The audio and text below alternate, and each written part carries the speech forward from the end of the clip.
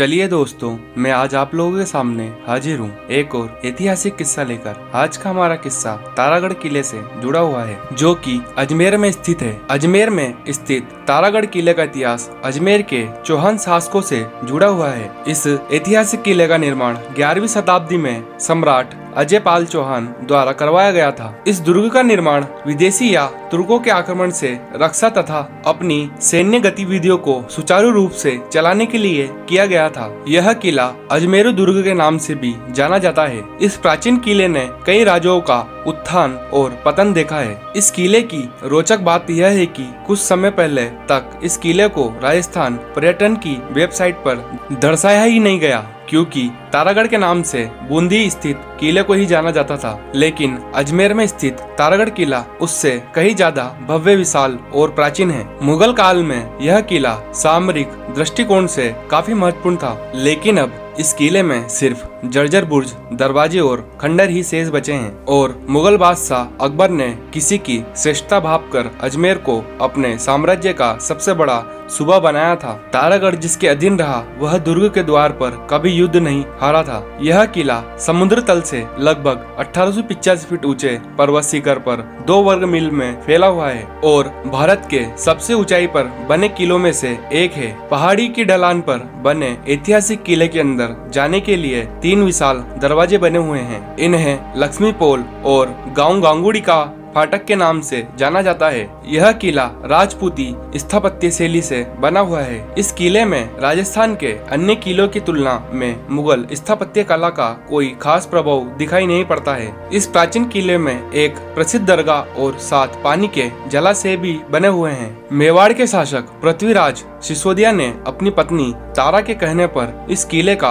पुनः निर्माण करवाया था, जिसके कारण यह तारागढ़ के नाम से प्रसिद्ध हो गया। जब 1832 में भारत के गवर्नर मिलियन बेटिक ने इस किले को देखा तो उनके मुंह से निकल पड़ा, दुनिया का दूसरा जिब्राल्टर है। जिब्राल्टर यूरोप के दक्षिणी छोर पर भूमध्य सागर के किनारे स्थित एक ब्रिटिश क्षेत्र है। जिब्राल्टर चट्टानों से घिरा हुआ है और यहाँ कई प्रकार की प्राकृतिक गुफाएं भी है। किले के भीम बुर्ज पर एक गर्भ गुंजन तोप भी रखी हुई है, जो अपने विशाल आकार और मारक क्षमता से शत्रुओं के छक्के छुड़ाने का कार्य करती थी। यह तोप आज भी यहाँ देखी जा सकती है, लेकिन वर्तमान में यह सिर्फ प्रदर्शन की वस्तु बनकर रह गई है। जब यह तोप चलती थी, इसकी तेज आवाज का शोर चारों ओर सुनाई देता था। 16वीं सदी में तोप की कई मर्तबा आवाज गूंजी थी। इस किले के अंदर 14 विशाल बुर्ज, अनेक जलाशय और मुस्लिम संत मीरान साहब की दरगाह बनी हुई है। इस किले के अंदर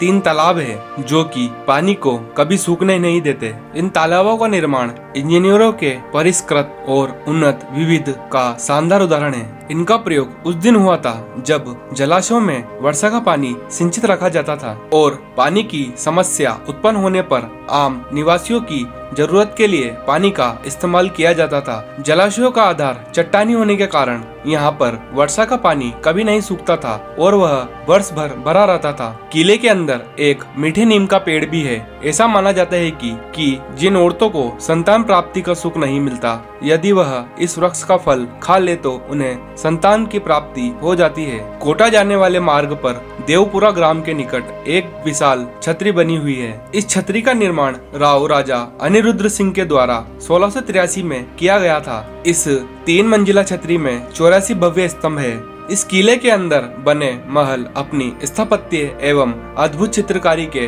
कारण प्रसिद्ध है। इन महलों में छत्र महल, अनिरुद्ध महल, रतन महल, बादल महल और फूल महल प्रमुख है। तारागढ़ के किले में बहुत सी सुरंगें बनी हुई है। यहाँ पर बहुत सी लड़ाइयाँ लड़ी गई थी। इस किले की सबसे बड़ी लड़ाई 16वीं सदी में लड़ी गई थी। तारागढ़ का किला बहुत ही सुंदर और आकर्षित है। यह किला राजस्थान की बहुमूल्य विरासत है, जो हमें इतिहास से मिली है। तारागढ़ का किला बहुत ही ऊंचाई पर बना हुआ है। तो दोस्तों, मैं आपसे आशा करता हूँ कि आपको यह वीडियो अच्छी लगी होगी।